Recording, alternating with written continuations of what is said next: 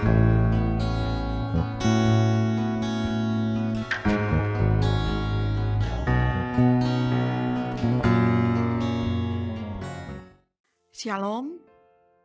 jumpa lagi kita dalam gerakan membaca Alkitab, edisi hari yang ke-29.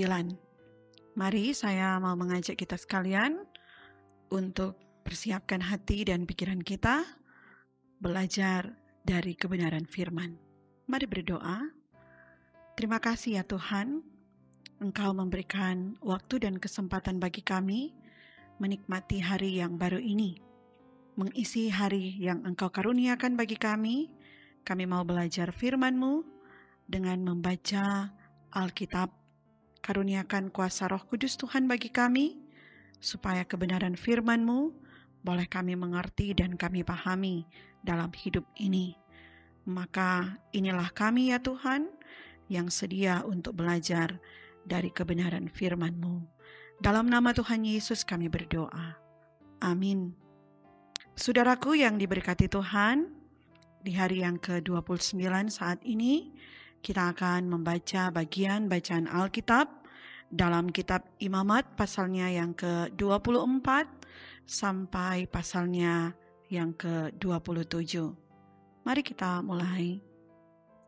Tuhan berfirman kepada Musa, "Perintahkanlah kepada orang Israel supaya mereka membawa kepadamu minyak zaitun tumbuk yang tulen untuk lampu, supaya lampu dapat dipasang dan tetap menyala.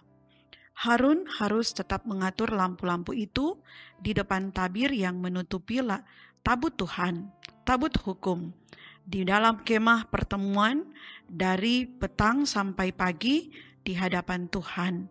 Itulah suatu ketetapan untuk selama-lamanya bagimu turun-temurun. Di atas kandil dari emas murni haruslah tetap diaturnya lampu-lampu itu di hadapan Tuhan. Engkau harus mengambil tepung yang terbaik dan membakar 12 roti bundar daripadanya. Setiap roti bundar harus dibuat dari 2/10 eva. Engkau harus mengaturnya menjadi 2 susun, 6 buah sesusun, di atas meja dari emas murni itu di hadapan Tuhan. Engkau harus membubuh kemenyan tulen di atas tiap-tiap susun. Kemenyan itulah yang harus menjadi bagian ingat-ingatan roti itu, yakni suatu korban api-apian bagi Tuhan. Setiap hari Sabat, ia harus tetap mengaturnya di hadapan Tuhan. Itulah dari pihak orang Israel suatu kewajiban perjanjian untuk selama-lamanya. Roti itu teruntuk bagi Harun serta anak-anaknya, dan mereka harus memakannya di suatu tempat yang kudus. Itulah bagian maha kudus baginya dari segala korban api-apian Tuhan. Itulah suatu ketetapan untuk selama-lamanya. Pada suatu hari, datanglah seorang laki-laki, ibunya seorang Israel, sedang ayahnya seorang Mesir, di tengah-tengah perkemahan orang Israel, dan orang itu berkelahi dengan seorang Israel di perkemahan. Anak perempuan Israel itu menghujat nama Tuhan dengan mengutuk. Lalu dibawalah ia kepada Musa. Nama ibunya ialah Selomit binti Dibri dari suku Dan. Ia dimasukkan dalam tahanan untuk menantikan keputusan sesuai dengan firman Tuhan. Lalu berfirmanlah Tuhan kepada Musa, "Bawalah orang yang mengutuk itu keluar perkemahan, dan semua orang yang mendengar haruslah meletakkan tangannya ke atas kepala orang itu. Sesudahnya haruslah seluruh jemaah itu melontari dia dengan batu. Engkau harus mengatakan kepada orang Israel begini, setiap orang yang mengutuki Allah harus menanggung kesalahannya sendiri. Siapa yang menghujat nama Tuhan, pastilah ia dihukum mati dan dilontari dengan batu oleh seluruh jemaah itu, baik orang asing maupun orang Israel asli. Bila ia menghujat nama Tuhan, haruslah dihukum mati. Juga apabila seseorang membunuh seorang manusia, pastilah ia dihukum mati. Tetapi siapa yang memukul mati seekor ternak harus membayar gantinya seekor ganti seekor. Apabila seseorang membuat orang sesamanya bercacat, maka seperti yang telah dilakukannya, begitulah harus dilakukan kepadanya. Patah ganti patah, mata ganti mata, gigi ganti gigi, seperti dibuatnya orang lain bercacat, begitulah harus dibuat kepadanya. Siapa yang memukul mati seekor ternak, ia harus membayar gantinya. Tetapi siapa yang membunuh seorang manusia, ia harus dihukum mati. 1. Hukum berlaku bagi kamu, baik bagi orang asing maupun bagi orang Israel asli, sebab akulah Tuhan Allahmu. Demikianlah Musa menyampaikan firman itu kepada orang Israel, lalu dibawalah orang yang mengutuk itu keluar perkemahan, dan dilontarilah dia dengan batu. Maka orang Israel melakukan seperti yang diperintahkan Tuhan kepada Musa. Tuhan berfirman kepada Musa di Gunung Sinai, "Berbicaralah kepada orang Israel dan katakanlah kepada mereka, apabila kamu telah masuk ke negeri yang akan kuberikan kepadamu, maka tanah itu harus mendapat perhentian sebagai sabat bagi Tuhan. 6 tahun lamanya engkau harus menaburi ladangmu, dan 6 tahun lamanya engkau harus merantingi kebun anggurmu dan mengumpulkan hasil tanah itu. Tetapi pada tahun yang ke-7 haruslah ada bagi tanah itu suatu sabat, masa perhentian penuh, suatu sabat bagi Tuhan. Ladangmu janganlah kau taburi dan kebun anggurmu janganlah kau rantingi. Dan apa yang tumbuh sendiri dari penuaianmu itu janganlah kau tuai, dan buah anggur dari pokok anggurmu yang tidak dirantingi janganlah kau petik. Tahun itu harus menjadi tahun perhentian penuh bagi tanah itu. Hasil tanah selama sabat itu haruslah menjadi makanan bagimu, yakni bagimu sendiri, bagi budakmu laki-laki, bagi budakmu perempuan, bagi orang upahan, dan bagi orang asing di antaramu yang semuanya tinggal padamu. Juga bagi ternakmu dan bagi binatang liar yang ada di tanahmu, segala hasil tanah itu menjadi makanannya. Selanjutnya, engkau harus menghitung 7 tahun sabat, yakni 7 kali 7 tahun, sehingga masa 7 tahun sabat itu sama dengan 49 tahun. Lalu, engkau harus memperdengarkan bunyi sangkakala di mana-mana dalam bulan yang ke-7 pada tanggal 10 bulan itu. Pada hari raya pendamaian, kamu harus memperdengarkan bunyi sangkakala itu di mana-mana di seluruh negerimu. Kamu harus menguduskan tahun yang ke-50 dan memaklumkan kebebasan di negeri itu bagi segenap penduduknya. Itu harus menjadi tahun Yobel bagimu, dan kamu harus masing-masing pulang ke tanah miliknya dan kepada kaumnya. Tahun yang ke-50 itu harus menjadi tahun Yobel bagimu. Jangan kamu menabur, dan apa yang tumbuh sendiri dalam tahun itu jangan kamu tuai, dan pokok anggur yang tidak dirantingi jangan kamu petik buahnya. Karena tahun itu adalah tahun Yobel, haruslah itu kudus bagimu. Hasil tahun itu yang hendak kamu makan harus diambil dari ladang. Dalam tahun Yobel itu, kamu harus masing-masing pulang ke tanah miliknya. Apabila kamu menjual sesuatu kepada sesamamu atau membeli daripadanya, janganlah kamu merugikan satu sama lain. Apabila engkau membeli dari sesamamu, haruslah menurut jumlah tahun sesudah tahun Yobel, dan apabila ia menjual kepadamu, haruslah menurut jumlah tahun panen. Makin besar jumlah tahun itu, makin besarlah pembeliannya, dan makin kecil jumlah tahun itu, makin kecillah pembeliannya, karena jumlah panenlah yang dijualnya kepadamu.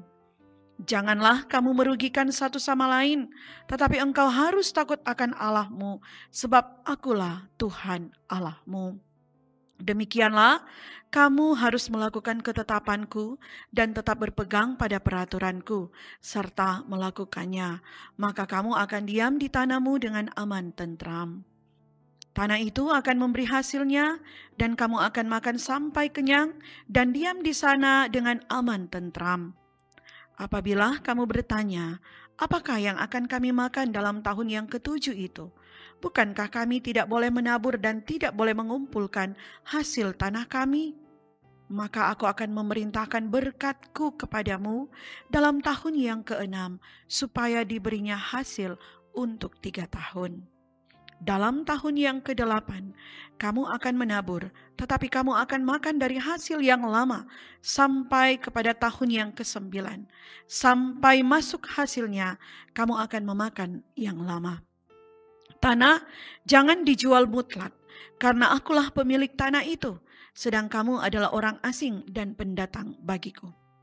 Di seluruh tanah milikmu, haruslah kamu memberi hak menebus tanah.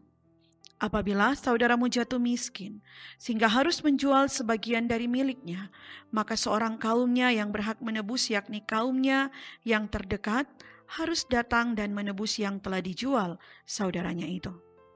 Apabila seseorang tidak mempunyai penebus, tetapi kemudian ia mampu sehingga didapatnya yang perlu untuk menebus miliknya itu, maka ia harus memasukkan tahun-tahun sesudah penjualannya itu dalam perhitungan, dan kelebihannya haruslah dikembalikannya kepada orang yang membeli daripadanya, supaya ia boleh pulang ke tanah miliknya. Tetapi jikalau ia tidak mampu untuk mengembalikannya kepadanya, maka yang telah dijualnya itu tetap di tangan orang yang membelinya sampai kepada tahun Yobel. Dalam tahun Yobel tanah itu akan bebas dan orang itu boleh pulang ke tanah miliknya. Apabila seseorang menjual rumah, tempat tinggal di suatu kota yang berpagar tembok, maka hak menebus hanya berlaku selama setahun mulai dari hari penjualannya. Hak menebus berlaku hanya 1 tahun. Tetapi jikalau rumah itu tidak ditebus dalam jangka waktu setahun itu, rumah itu secara mutlak menjadi milik si pembeli turun-temurun. Dalam tahun Yobel, rumah itu tidaklah bebas. Tetapi rumah-rumah di desa-desa yang tidak dikelilingi pagar tembok haruslah dianggap sama dengan ladang-ladang di negeri itu. Atasnya harus ada hak menebus, dan dalam tahun Yobel, rumah itu harus bebas. Mengenai rumah-rumah di kota-kota orang Lewi, hak menebus rumah-rumah itu ada pada orang-orang Lewi untuk selama-lamanya. Sekalipun dari antara orang Lewi yang melakukan penebusan, tetapi rumah yang terjual di kota miliknya itu haruslah bebas dalam tahun Yobel. Karena segala rumah di kota-kota orang Lewi adalah milik mereka masing-masing di tengah-tengah orang Israel. Dan padang penggembalaan sekitar kota-kota mereka janganlah dijual, karena itu milik mereka untuk selama-lamanya. Apabila saudaramu jatuh miskin, sehingga tidak sanggup bertahan di antaramu, maka engkau harus menyokong dia sebagai orang asing dan pendatang, supaya ia dapat hidup di antaramu. Janganlah engkau mengambil bunga uang atau riba daripadanya, melainkan engkau harus takut akan Allahmu, supaya saudaramu dapat hidup di antaramu. Janganlah engkau memberi uangmu kepadanya dengan meminta bunga, juga makananmu janganlah kau berikan dengan meminta riba. Akulah Tuhan Allahmu yang membawa kamu keluar dari tanah Mesir, untuk memberikan kepadamu tanah Kanaan, supaya aku menjadi Allahmu. Apabila saudaramu jatuh miskin di antaramu, sehingga menyerahkan dirinya kepadamu, maka janganlah memperbudak dia. Sebagai orang upahan dan sebagai pendatang, ia harus tinggal di antaramu sampai kepada tahun Yobel. Ia harus bekerja padamu. Kemudian, ia harus diizinkan keluar daripadamu, ia bersama-sama anak-anaknya, lalu pulang kembali kepada kaumnya, dan ia boleh pulang ke tanah milik nenek moyangnya. Karena mereka itu hamba-hambaku yang kubawa keluar dari tanah Mesir. Janganlah mereka itu dijual secara orang menjual budak. Janganlah engkau memerintah dia dengan kejam, melainkan engkau harus takut akan Allahmu. Tetapi budakmu laki-laki atau perempuan yang boleh kau miliki adalah dari antara bangsa-bangsa yang di sekelilingmu. Hanya dari antara merekalah kamu boleh membeli budak laki-laki dan perempuan. Juga dari antara anak-anak pendatang yang tinggal di antaramu boleh kamu membelinya. Dan dari antara kaum mereka yang tinggal di antaramu, yang dilahirkan di negerimu, orang-orang itu boleh menjadi milikmu. Kamu harus membagikan mereka sebagai milik pusaka kepada anak-anakmu yang kemudian, supaya diwarisi sebagai milik. Kamu harus memperbudakan mereka untuk selama-lamanya. Tetapi atas saudara-saudaramu, orang-orang Israel, janganlah memerintah dengan kejam yang satu sama yang lain. Apabila seorang asing atau seorang pendatang di antaramu telah menjadi mampu, sedangkan saudaramu yang tinggal padanya jatuh miskin, sehingga menyerahkan dirinya kepada orang asing atau pendatang yang di antaramu itu, atau kepada seorang yang berasal dari kaum orang Israel, maka sesudah ia menyerahkan dirinya, ia berhak ditebus, yakni seorang dari antara saudara-saudaranya boleh menebus dia. Atau saudara ayahnya atau anak laki-laki saudara ayahnya, atau seorang kerabatnya yang terdekat dari kaumnya, atau kalau ia telah mampu, ia sendiri berhak menebus dirinya. Bersama-sama dengan si pembelinya, ia harus membuat perhitungan, mulai dari tahun ia menyerahkan dirinya kepada orang itu, sampai kepada tahun Yobel. Dan harga penjualan dirinya haruslah ditentukan menurut jumlah tahun-tahun itu. Masa ia tinggal pada orang itu haruslah dihitung seperti masa kerja orang upahan. Jikalau jumlah tahun itu masih besar, maka dari harga pembeliannya harus dikembalikan sebagai penebus dirinya menurut jumlah tahun itu. Jika waktu yang masih tinggal sampai kepada tahun Yobel sedikit lagi saja, maka ia harus membuat perhitungan dengan orang itu. Menurut jumlah tahun itulah ia harus membayar uang tebusan dirinya. Demikianlah, ia harus tinggal padanya sebagai orang upahan dari tahun ke tahun. Janganlah ia diperintah dengan kejam oleh orang itu di depan matamu. Tetapi jikalau ia tidak ditebus dengan cara demikian, maka ia harus diizinkan keluar dalam tahun Yobel, ia bersama-sama anak-anaknya. Karena padakulah orang Israel menjadi hamba. Mereka itu adalah hamba-hambaku yang kubawa keluar dari tanah Mesir. Akulah Tuhan Allahmu. Janganlah kamu membuat berhala bagimu dan patung atau tugu berhala. Janganlah kamu dirikan bagimu juga batu berukir. Janganlah kamu tempatkan di negerimu untuk sujud menyembah kepadanya. Sebab akulah Tuhan Allahmu. Kamu harus memelihara hari-hari sabatku dan menghormati tempat kudusku. Akulah Tuhan. Jikalau kamu hidup menurut ketetapanku dan tetap berpegang pada perintahku serta melakukannya, maka aku akan memberi kamu hujan pada masanya, sehingga tanah itu memberi hasilnya, dan pohon-pohonan di ladangmu akan memberi buahnya. Lamanya musim mengirik bagimu akan sampai kepada musim memetik buah anggur, dan lamanya musim memetik buah anggur akan sampai kepada musim menabur. Kamu akan makan makananmu sampai kenyang, dan diam di negerimu dengan aman tentram. Dan aku akan memberi damai sejahtera di dalam negeri itu, sehingga kamu akan berbaring dengan tidak dikejutkan oleh apapun. Aku akan melenyapkan binatang buas dari negeri itu, dan pedang tidak akan melintas di negerimu. Kamu akan mengejar musuhmu, dan mereka akan tewas di hadapanmu oleh pedang. 5 orang dari antaramu akan mengejar 100, dan 100 orang dari antaramu akan mengejar selaksa, dan semua musuhmu akan tewas di hadapanmu oleh pedang. Dan aku akan berpaling kepadamu dan akan membuat kamu beranak cucu serta bertambah banyak, dan aku akan meneguhkan perjanjianku dengan kamu. Kamu masih akan makan hasil lama dari panen yang lampau, dan hasil lama itu akan kamu keluarkan untuk menyimpan yang baru. Aku akan menempatkan kemah suciku di tengah-tengahmu, dan hatiku tidak akan muak melihat kamu. Tetapi Aku akan hadir di tengah-tengahmu, dan aku akan menjadi Allahmu, dan kamu akan menjadi umatku. Akulah Tuhan Allahmu yang membawa kamu keluar dari tanah Mesir, supaya kamu jangan lagi menjadi budak mereka. Aku telah mematahkan kayu kuk yang di atasmu dan membuat kamu berjalan tegak.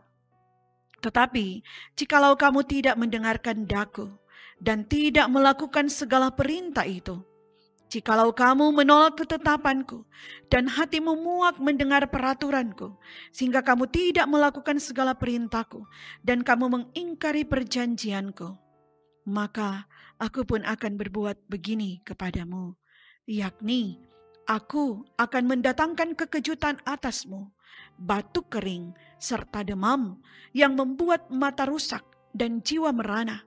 Kamu akan sia-sia menabur benihmu, karena hasilnya akan habis dimakan musuhmu. Aku sendiri akan menantang kamu, sehingga kamu akan dikalahkan oleh musuhmu, dan mereka yang membenci kamu akan menguasai kamu, dan kamu akan lari, sungguh pun tidak ada orang mengejar kamu. Dan jikalau kamu dalam keadaan yang demikian pun tidak mendengarkan daku, maka aku akan lebih keras menghajar kamu sampai 7 kali lipat karena dosamu. Dan aku akan mematahkan kekuasaanmu yang kau banggakan dan akan membuat langit di atasmu sebagai besi dan tanahmu sebagai tembaga. Maka tenagamu akan habis dengan sia-sia. Tanahmu tidak akan memberi hasilnya dan pohon-pohonan di tanah itu tidak akan memberi buahnya. Jikalau hidupmu tetap bertentangan dengan daku dan kamu tidak mau mendengarkan daku, maka aku akan makin menambah hukuman atasmu sampai 7 kali lipat setimpal dengan dosamu. Aku akan melepaskan kepadamu binatang liar yang akan memunahkan anak-anakmu dan yang akan melenyapkan ternakmu, serta membuat kamu menjadi sedikit sehingga jalan-jalanmu menjadi sunyi. Jikalau kamu dalam keadaan yang demikian pun tidak mau kuajar dan hidupmu tetap bertentangan dengan daku, maka aku pun akan bertindak melawan kamu dan aku sendiri akan menghukum kamu 7 kali lipat karena dosamu. Dan aku akan mendatangkan ke atasmu suatu pedang yang akan melakukan pembalasan oleh karena perjanjian itu. Bila kamu berkumpul kelak di kota-kotamu, maka aku akan melepas penyakit sampar ke tengah-tengahmu, dan kamu akan diserahkan ke dalam tangan musuh. Jika aku memusnahkan persediaan makananmu, maka 10 perempuan akan membakar roti di dalam satu pembakaran. Mereka akan mengembalikan rotimu menurut timbangan tertentu, dan kamu akan makan, tetapi tidak menjadi kenyang.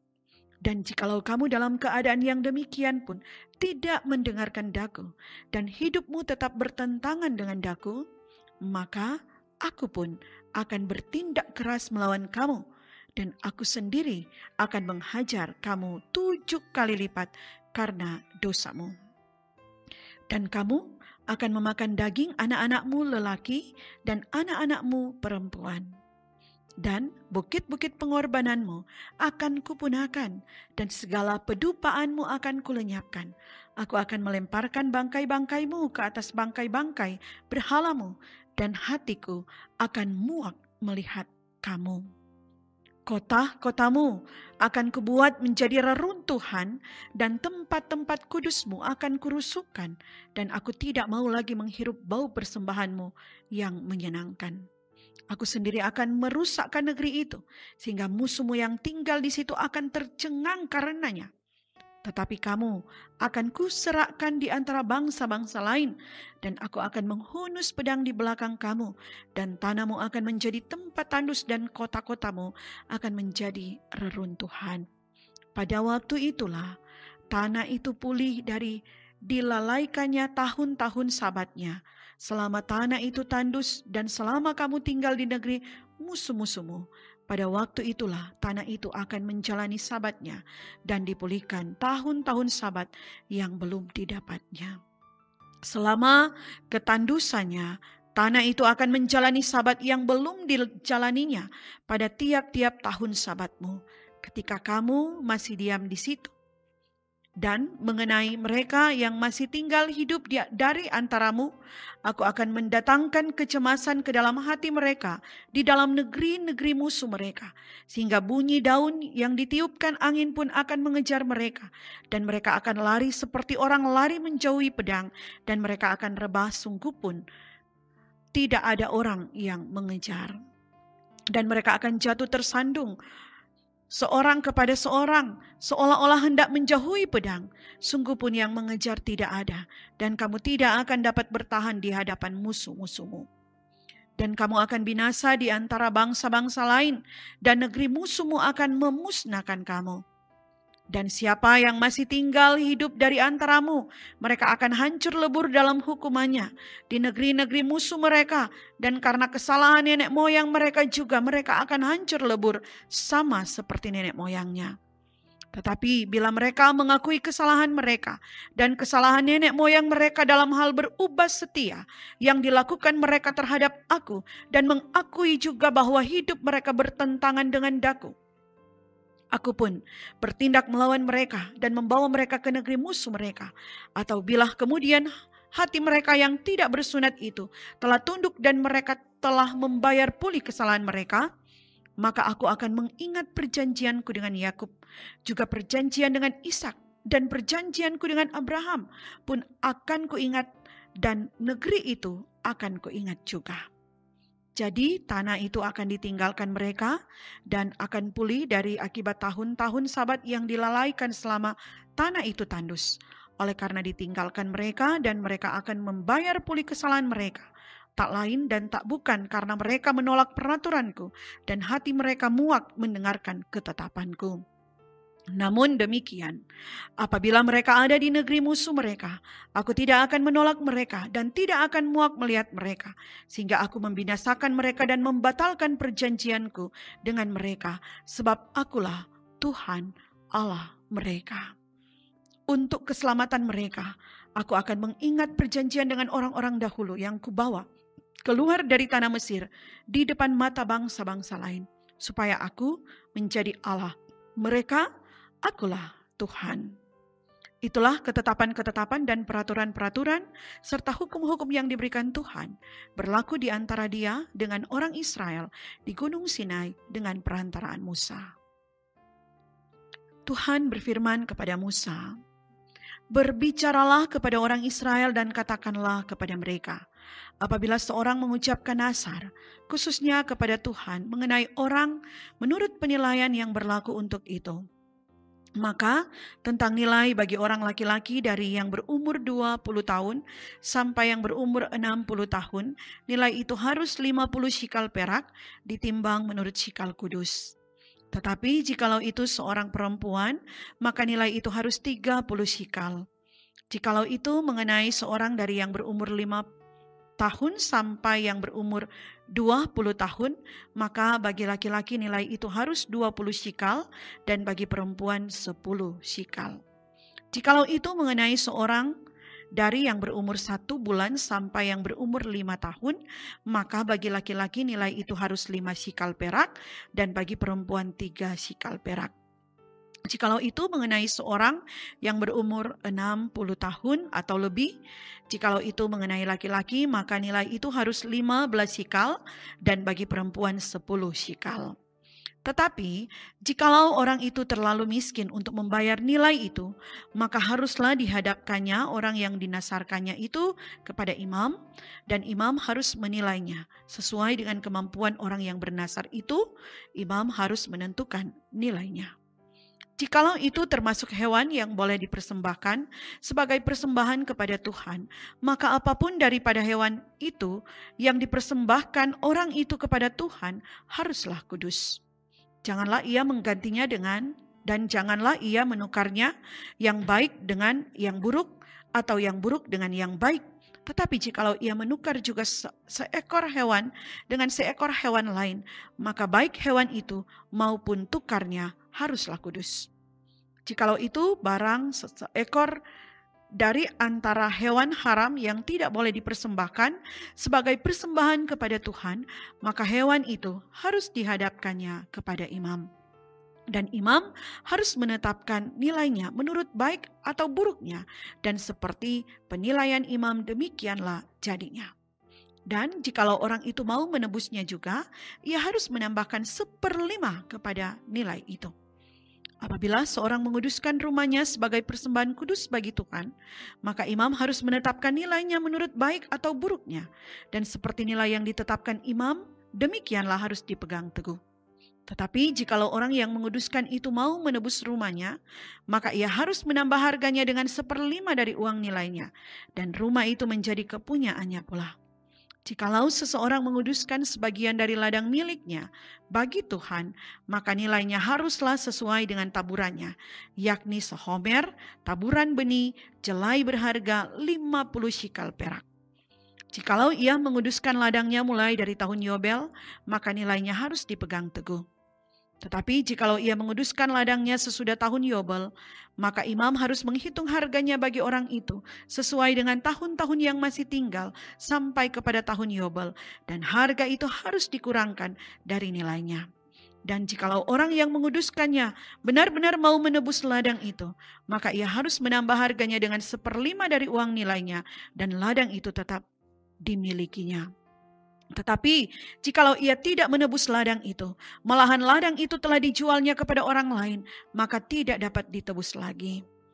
Tetapi pada waktu bebas dalam tahun Yobel, ladang itu haruslah kudus bagi Tuhan, sama seperti ladang yang dikhususkan bagi Tuhan, imamlah yang harus memilikinya.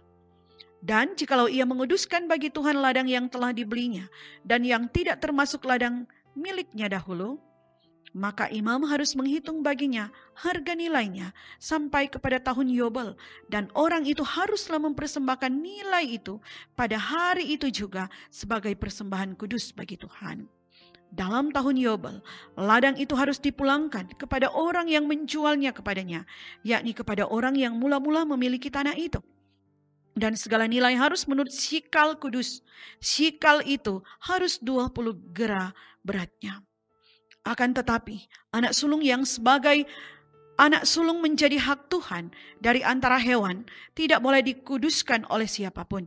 Baik seekor lembu maupun seekor kambing atau domba, itu milik Tuhan. Tetapi jikalau itu dari antara hewan yang haram, maka haruslah orang menebusnya menurut nilainya dengan menambah 1/5. Dan jikalau tidak ditebusnya, haruslah dijual menurut nilainya. Akan tetapi segala yang sudah dikhususkan oleh seseorang bagi Tuhan, dari segala miliknya baik manusia atau hewan maupun ladang miliknya, tidak boleh dijual dan tidak boleh ditebus, karena segala yang dikhususkan adalah maha kudus bagi Tuhan.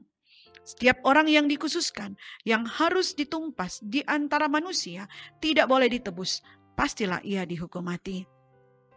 Demikian juga segala persembahan persepuluhan dari tanah, baik dari hasil benih di tanah maupun dari buah pohon-pohonan, adalah milik Tuhan.